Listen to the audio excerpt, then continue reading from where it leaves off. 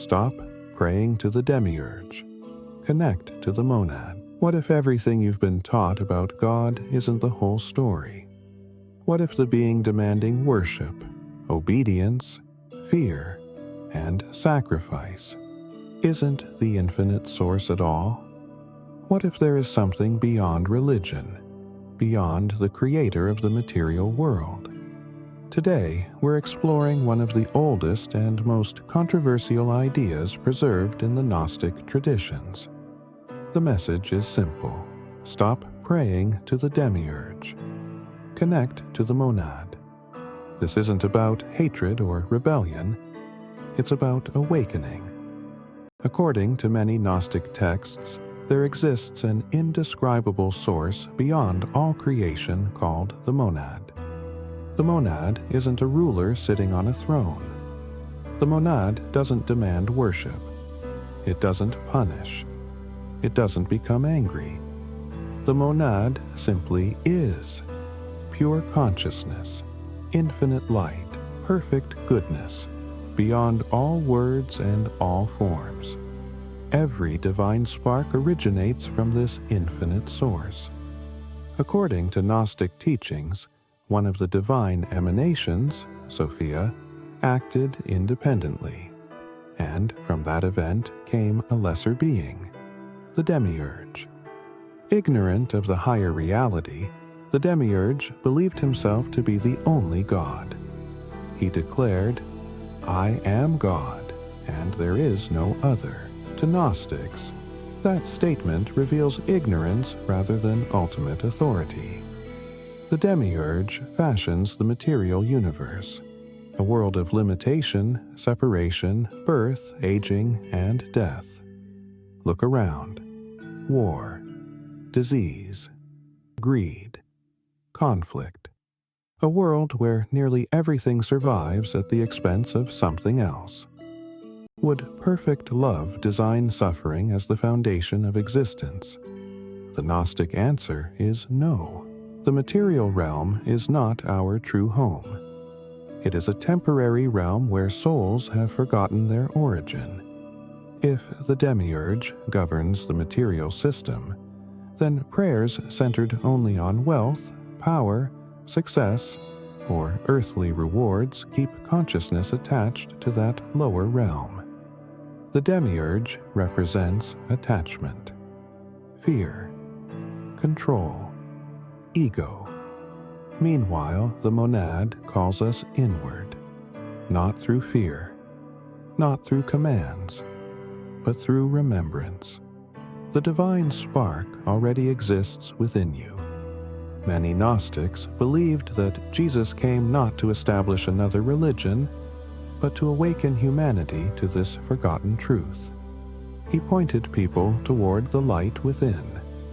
Salvation comes through gnosis, not merely belief, but direct spiritual knowledge. That changes the meaning of prayer. Instead of begging, become still. Instead of demanding answers, learn to listen. Instead of fearing judgment, seek truth. Instead of worshiping power, seek unity with the source. Connecting with the monad begins in silence. As thoughts settle, something deeper remains. Pure awareness. The witness behind every experience. That awareness cannot be harmed. It does not It does not die. Many mystics throughout history have described this inner light using different names, but the experience is remarkably similar. The monad isn't reached through fear. It is realized through awakening. This awakening also transforms how we see others. If every person carries a spark of the infinite source, then compassion becomes natural. Love is no longer simply a command. It becomes recognition. You begin seeing yourself in everyone. This doesn't require rejecting the physical world. It means refusing to let the material world define your identity. You have a body. You are not merely the body. You have thoughts, You are not your thoughts. You have emotions. You are not your emotions. Beneath all these layers exists something eternal.